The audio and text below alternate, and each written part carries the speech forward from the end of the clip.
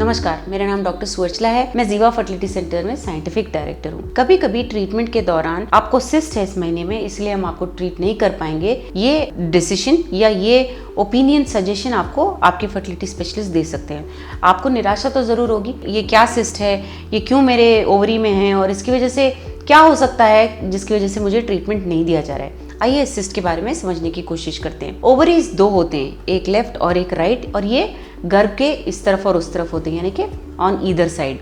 और इस गर्भ को ओवरीज से कनेक्ट करता है फैलोपियन ट्यूब। जब अंडा रिलीज होता है इस ट्यूब में आके वेट करने के टाइम अगर स्पर्म्स हों तो फर्टिलाइजेशन होता है और एम्ब्रियो जो है वो यूट्रस में चिपक के बेबी की तरफ बढ़ने लगता है। तो ये है नॉर्मल मशीनरी रिप्रोडक्टिव सिस्टम का। अब अगर कहीं ओवरी में एक फॉलिकल बढ़ते बढ़ते वो फ्लूइड से भरने लग जाए और वो ओव्यूलेशन ना हो उस सिस्ट का और वो फ्लूइड से भरता रहे, तब उसे सिस्ट कहा जाता है। और इस सिस्ट के रहने के कारण उस ओवरी में इर्द गिर्द जो भी अंडे हैं वो भी ओव्यूलेट नहीं हो सकते, वो भी बढ़ नहीं सकते, तो इसे सिस्ट कहा जाता है। इस सिस्ट का पता हम स्कैन के द्वारा लगा सकते हैं। जब आपके डॉक्टर आपका स्कैन करेंगे, चाहे वो डे 2 हो या डे 2 पीरियड के बाद दूसरा दिन हो या पीरियड के बीच में हो, बहुत विचित्र बड़े साइज का ये सिस्ट फ्लूइड फिल्ड कैविटी आपके ओवरीज में दिख सकता है, जिसके कारण ओव्यूलेशन यानी कि अंडा ठीक से रिलीज होने के चांसेस कम होते हैं। तो ये सिस्ट कैसे ट्रीट किया जाता है? अक्सर 1 या 2 महीने में अब छोड़ देने पर भी ये सिस्ट कम हो जाते हैं, मगर अगर परसिस्टेंट सिस्ट है, मतलब बार बार आ रहे हैं, तो आपको कॉन्ट्रासेप्टिव पिल्स दिया जा सकता है। इन पिल्स के इन्फ्लुएंस में ये सिस्ट कम हो जाते हैं और फिर उसके बाद आपको ट्रीटमेंट किया जाता है।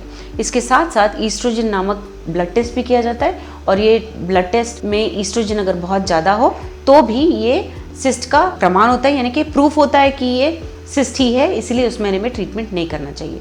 तो जब ये टेस्ट पॉजिटिव होता है तो उस महीने में ट्रीटमेंट नहीं किया जाता। और अगर फिर भी सिस्ट रहा, कॉन्ट्रासेप्टिव पिल्स देने के बाद भी, गर्भ निरोधक पिल्स देने के बाद भी सिस्ट रहा, तो सिस्ट एस्पिरेशन भी किया जा सकता है, यानी कि पतला सा नीडल उस फॉलिकल में डाला जाएगा, उस सिस्ट में डाला जाएगा और उसका अंदर का फ्लूइड निकाल दिया जाएगा।